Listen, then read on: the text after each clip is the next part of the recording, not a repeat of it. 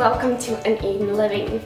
I love this time of the year because it's the time for harvesting berries and fruits. I like to make my own jams and jellies so that we can enjoy the fruit that we like throughout the year. It's so easy and quick to make, and I keep saying it almost in every video that I make, but I like making things that are quick and easy. So this recipe is quick and easy as well, and I don't use anything else but the berries, the lemon juice, and the sugar. I don't use anything else, and usually I try to reduce the sugar amount by a little bit. Usually it's 1 cup.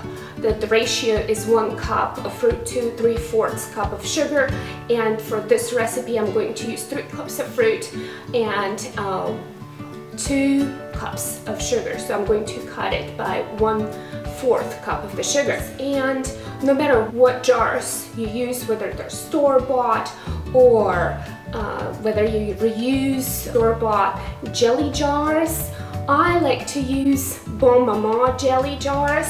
I just think that they're so cute, and I like the lids. Sterilize them so that there is no mold growth on top of your jelly inside the jar.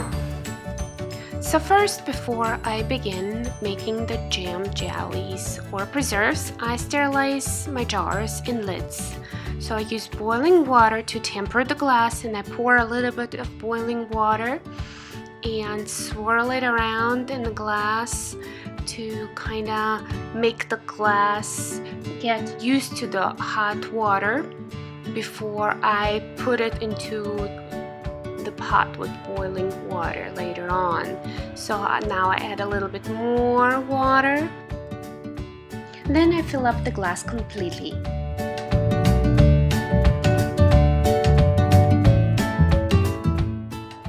Then I boil the jars and the lids in the pot for about 5 minutes.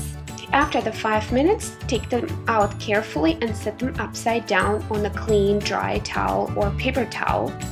After a few minutes, flip the jars and lids to air dry.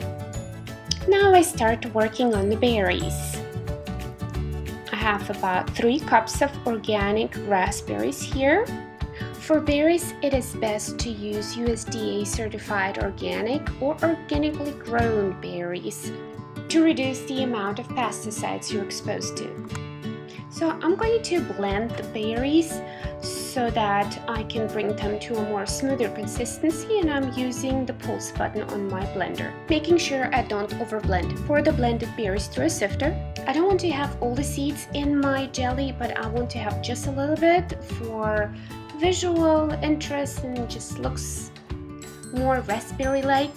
So I'm putting about 1 tablespoon of the seeds back into the berry mixture, and you can completely skip this part as this takes the longest, so you don't have to sift. Now I'm adding 2 tablespoons of lemon juice.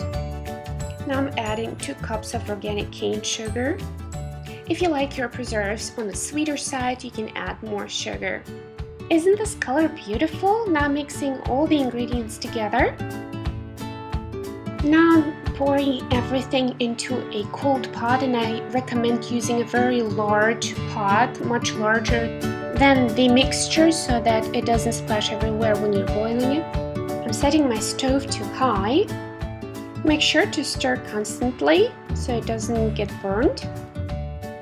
I set the timer when the entire mixture is boiling and it is starting to rise.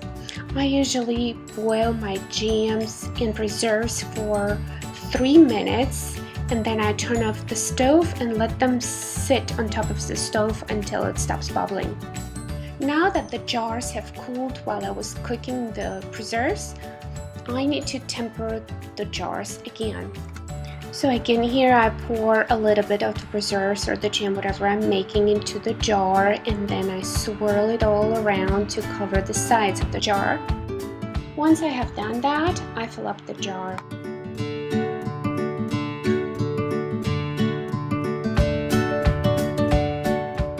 Now I'm cleaning up any spills, and I'm using a clean cloth. Sometimes I also use a paper towel. I filled it up almost to the top. Sometimes I don't have enough preserves to fill up all the jars that I have, so we consume those preserves first. Now I need to make sure to screw the lid tightly, and I need to use a cloth. Then I flip the jar upside down and let it sit like this for about 5 to 10 minutes so that the air comes out and it seals the jar. I usually store the jellies in the refrigerator.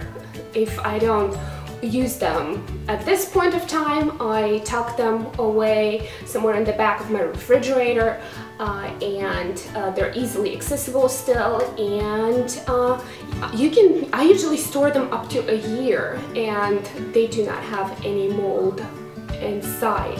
So I hope you enjoyed the video, and leave any comments or questions in the comment section. Let me know what your favorite fruit or berry is for making jellies, and I hope to see you next time. Thanks for watching. Bye.